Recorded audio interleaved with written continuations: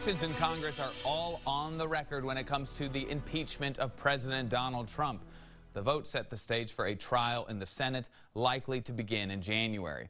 And for members of Congress, the impact of their decision is still developing, and it will be a big factor in the 2020 campaign.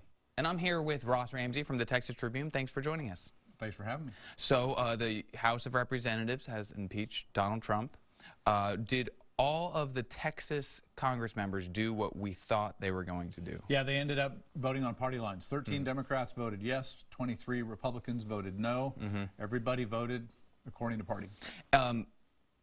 Representative Cuellar took a long time to decide. It wasn't until yesterday until he said. He was the last one to say, you know, this is what I'm going to do. And they asked him, you know, somebody asked him afterwards why he voted for impeachment, and his answer was facts.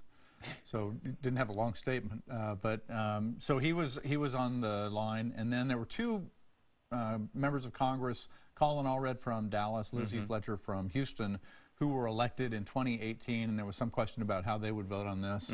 Both of them voted with the Democrats. What was Cuellar's holdup, you think? He was somewhat looked at as on the bubble, a yes or no until the very last second. He's a conservative Democrat. You know, he was one of the last ones to commit on this. He's been getting a lot of heat from a progressive in his primary.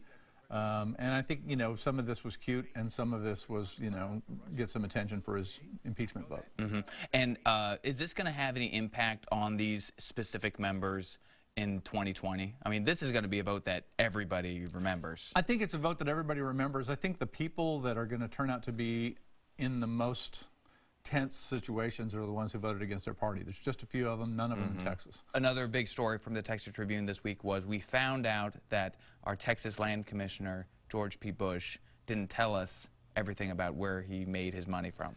He didn't, in his personal financial disclosures, file his interests in almost a dozen entities, companies, partnerships, things like that.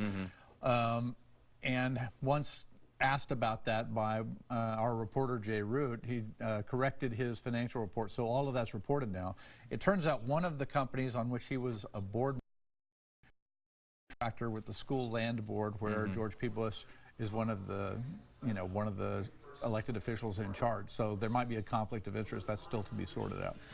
Does it get to a larger point about, you know, how does 11 companies not be, you know, get through our ethics system, our reporting system? It's a good question, and the punishments are light. So if you are an elected official and you don't report all of these things, somebody points it out to you, you have 2 weeks to report it, to add them to your report without any penalty. So in this case, Bush doesn't get penalized for that. If you can, you know, I don't want to impugn intent or anything, but, you know, if you want to go along and not report something and nobody says anything about it, it never gets reported. So why would you know, in your time here in Texas, why would somebody not report something? He was under the impression, as I understand it, that the entities he wasn't reporting weren't required to be in the report. He got a different lawyer's reading on it and said, oh, well, we'll put him in there. Does this happen a lot? I don't know. I mean, you never know until you catch one, until you see, you know, this representative or this elected official has a bunch of interests that aren't reported here. Until you know that, you don't know how widespread this is. Interesting. But there could be a lot of them. Ross Ramsey, thanks for joining us. Pleasure.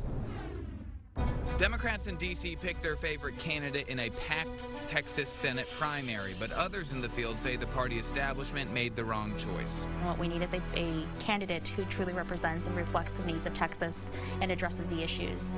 How the race for Senate in Texas is bringing out issues that often get overlooked in mainstream politics.